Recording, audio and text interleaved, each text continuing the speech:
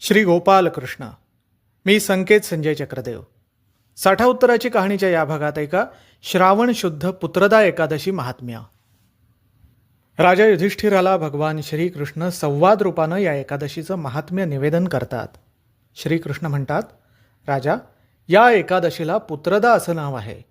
सकल पापक्षय करणारं आणि पुत्रपौत्रादिकांची वृद्धी करणारं असं हे व्रत आहे. या व्रताचा महिमा वर्णन करणारा असा एक इतिहास तुला मी सांगतो. पूर्वी माहिष्मती नगरीमध्ये महिजित नावाचा एक राजा होता.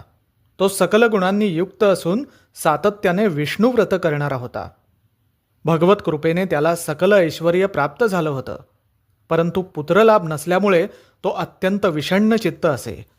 एकदा राजाने विद्वानांची सभा बोलावून त्यांना आपलं दुःख निवेदन केलं आणि अपत्य लाभ होण्याकरता काही आराधना, पूजा, दानधर्म जे काही साधन असेल ते सांगा